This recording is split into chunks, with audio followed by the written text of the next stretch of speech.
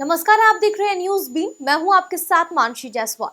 26 नवंबर हर साल देश में संविधान दिवस के रूप में मनाया जाता है, जो भारत के संविधान को अपनाने की याद दिलाता है। 26 नवंबर 1949 को संविधान को अपनाया गया और ये 26 जनवरी 1950 को लागू हुआ। 2015 में केंद्रीय सामाजिक न्याय मंत्रालय ने नागरिकों के बीच संवैधानिक मूल्यों को बढ़ावा देने के लिए 26 नवंबर को संविधान दिवस के रूप में मनाने के केंद्र के फैसले को अधिसूचित किया। अब आपको बताते हैं कि भारत का संविधान कैसे बना और उसकी कुछ खास बातें।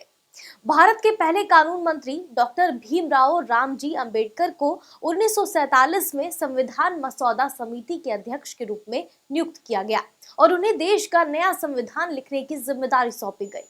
अमेरिकी इतिहासकार ग्रानविले सीवार्ड ऑस्टिन ने अंबेडकर द्वारा तैयार किए गए संविधान को सबसे पहले और सबसे महत्वपूर्ण एक सामाजिक दस्तावेज कहा था। ये तो आप जानते ही हैं कि एक संविधान किसी देश में शासन के लिए आधार प्रदान करता है, जो ये सुनिश्चित करने के लिए जरूरी है कि सभी के हितों और जरूरतों को ध्यान में रखा जाए। अब आपको बताते हैं संविधान की वो बातें जो हर भारतीयों को पता होनी चाहिए। भारत का संविधान विश्व का सबसे लंबा संविधान है। इसमें 465 अनुच्छेद और 12 अनुसूचियां हैं। ये 22 भागों में विभाजित है। संविधान में साफ लिखा है कि देश का कोई आधिकारिक धर्म नहीं होगा। ये किसी धर्म को बढ़ावा नहीं देता, ना किसी से भेदभाव करता है। मौलिक अधिकार उन अधिकारों को कहा जाता है जो व्यक्ति के जीवन के लिए मौलिक होने के कारण संविधान द्वारा नागरिकों को प्रदान किए जाते हैं। इनमें राज्य द्वारा हस्तक्षेप नहीं किया जा सकता। इन अधिकारों को मौलिक इसलिए कहा जाता है क्योंकि इन्हें देश के संविधान में स्थान दिया गया है। संशोधन की प्रक्रिया के अतिरिक्त उनमें कोई बदलाव नहीं हो सकता। यह अधिकार व्यक्ति के प्रत्येक पक्ष के विकास हेतु मूल रूप में आवश्यक है।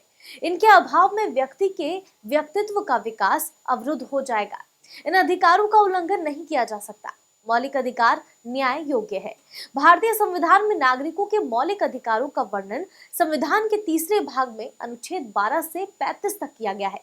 भारतीय नागरिकों को 6 मौलिक अधिकार मिले हैं, जिसमें समानता का अधिकार, स्वतंत्रता का अधिकार, शोषण के विरुद्ध अधिकार, धार्मिक स्वतंत्रता का अधिकार, सांस्कृतिक और शिक्षा संबंधित अधिकार, संवैधानिक उपचारों का अधिकार शामिल है।